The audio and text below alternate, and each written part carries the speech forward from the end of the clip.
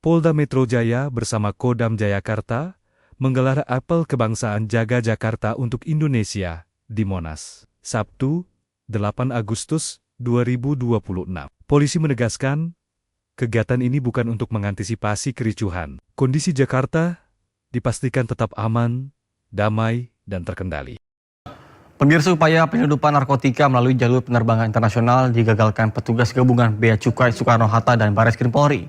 Pelaku merupakan seorang pilot maskapai asing diduga memanfaatkan fasilitas khusus kru penerbangan untuk membawa puluhan ribu butir ekstasi.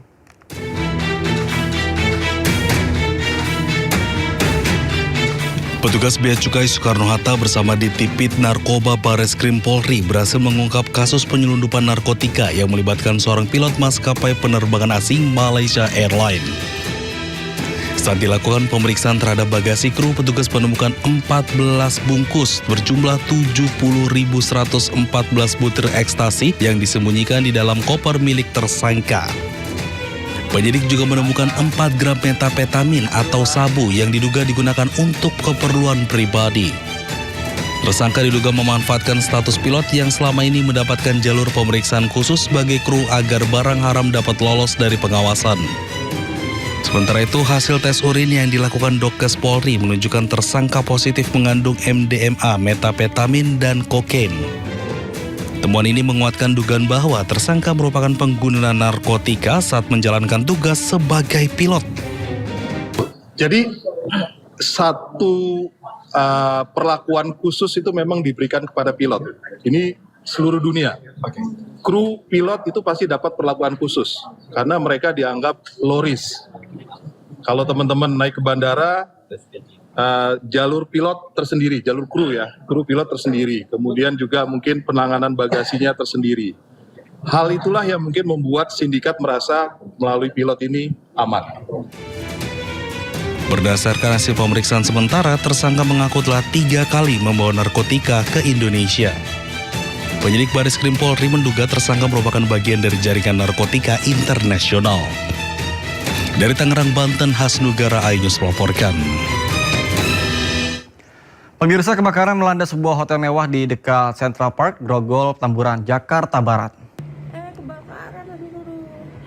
Dalam video amatir yang direkam warga, kebakaran hanguskan salah satu sisi bagian kanopi lobi hotel. Panel jendela di sisi atas kanopi juga terbakar habis. Menurut warga sekitar, kobaran api terjadi sekitar pukul 8 kurang.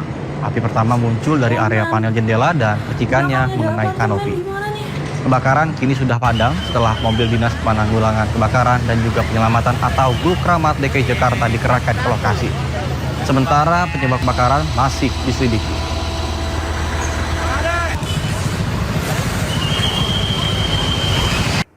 Pemirsa, video seorang warga merekam aksi oknum petugas Dinas Perhubungan Kota Bekasi, Jawa Barat diduga melakukan pungutan liar kepada sejumlah supir truk dan pick-up. Bahkan korban diperas 1,7 juta rupiah hingga dengan 3 juta rupiah. Pulangin duitnya semua. 1.700.000 semua. Kamu jangan keluar sini dulu. Saya temannya Pak Dizik, Pak Teguh, Pak Zeno Baktiar. Sopir ini diminta 1,7. Kamu sini dulu, kamu yang nangkep truknya kamu. Saya teman Pak Dizik, pulangin duitnya 1,7. Ini di sopir. Ya, kamu kasih ke siapa? Yang nangkep kamu siapa? Ayo. Dari rekaman video amatir yang direkam warga, sejumlah sopir truk dan mobil bak menjadi korban dugaan pemerasan dan pungutan liar oleh sejumlah oknum petugas Dinas Perhubungan Kota Bekasi di Pos Dinas Perhubungan Poncol di Jalan M. Hasibuan, Bekasi Timur. Sejumlah sopir dipaksa ke gerai ATM untuk mengambil uang sebesar Rp1.700.000 hingga Rp3 juta. Para sopir dipaksa menyerahkan uang ini untuk petugas Dinas Perhubungan Kota Bekasi usai surat-suratnya ditahan. Sejumlah oknum petugas Dinas Perhubungan panik saat aksinya direkam warga. Bahkan uang yang sebelumnya sudah diserahkan akhirnya disuruh dikembalikan lagi ke sejumlah sopir. Setelah rekaman video viral di media sosial, pos di Sub Poncol kini ditutup dan tak lagi ada aktivitas petugas Dinas Perhubungan berjaga. Bahkan Gubernur Jawa Barat Deddy Mulyadi geram dengan ulah para petugas. Saya sangat kecewa dengan perilaku oknum aparat Dishub Kota Bekasi yang melakukan tindakan pungli, pemerasan terhadap para sopir.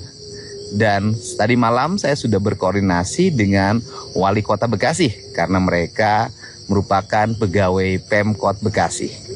Apakah di ASN, P3K atau P3K paruh waktu, saya sudah menyampaikan ke Pak Wali Kota Bekasi untuk dilakukan tindakan tegas dengan diberhentikan dari pekerjaannya secara tidak hormat.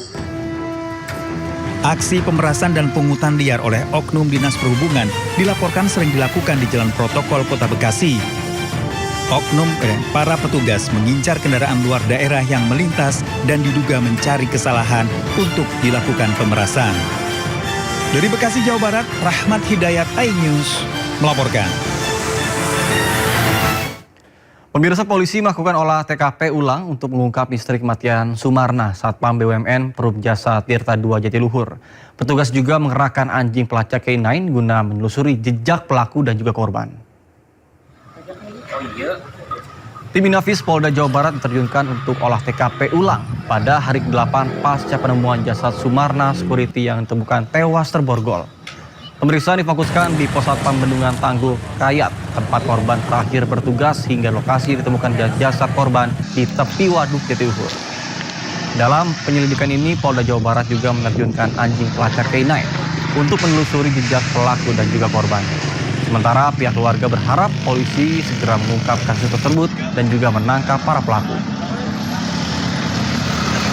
Yang saya lihat masih ada beberapa masyarakat yang ketakutan memberikan informasi. Nah, ketakutan ini hanya sebatas ya masyarakat mungkin masih takut dengan suasana kantor polisi. Akhirnya saya datang ke sini memberikan gambaran kepada masyarakat. Alhamdulillah warga-warga dapat gambaran seperti itu. Kami berkomunikasi, informasi ada motif ini segala macam, kami coba mendalami. Sebelumnya, seorang satpam ojek vital Waduk Jatiluhur ditemukan tewas di tepi danau Waduk Jatiluhur, Purwakarta, Jawa Barat. Diduga korban tewas dibunuh karena tangan korban diborgol dan dibuang ke dalam waduk.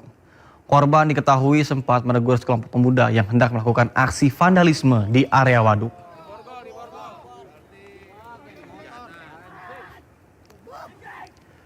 Pemirsa, massa yang tergabung dari kelompok pesilat menggeruduk markas Debt Collector di Surabaya, Jawa Timur. Aksi itu merupakan buntut dari kasus penganiayaan oknum Debt Collector terhadap 2 orang di kawasan Tegalsari, Surabaya.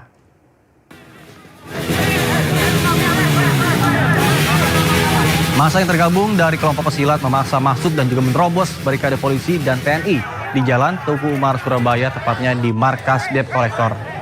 Aksi ini merupakan buntut dari kasus penganiayaan oknum Debt Collector terhadap anggota pesilat di kawasan Tegalsari, Surabaya, Jawa Timur. Massa aksi menuntut penegakan hukum serta mendesak aparat segera menangkap dan mengadili oknum Debt Collector yang menganiaya korban.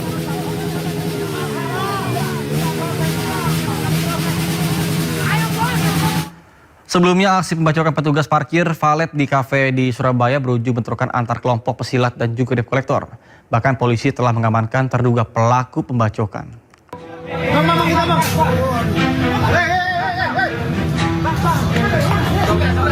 Bentrokan antara kelompok pesilat dan Debt Collector pecah di kawasan Jalan Tuku Umar hingga Jalan Kartini, Surabaya. Peristiwa ini buntut aksi pembacokan terhadap 2 petugas parkir valet di sebuah kafe di Jalan Basuki Rahmat yang terjadi sehari sebelumnya. Bermula saat kelompok Debt Collector mendatangi sebuah kafe untuk menarik sebuah mobil. Namun proses penarikan kendaraan tersebut dicegah oleh petugas keamanan dan parkir valet karena diduga Debt Collector belum dapat menunjukkan dokumen yang sah. Mediasi sempat dilakukan namun situasi berubah menjadi cekcok hingga berujung bentrokan. Kelompok Debt Collector kemudian kembali ke lokasi dan diduga melakukan penyerangan menggunakan senjata tajam. Akibatnya 2 petugas parkir valet mengalami luka-luka akibat sabetan senjata tajam.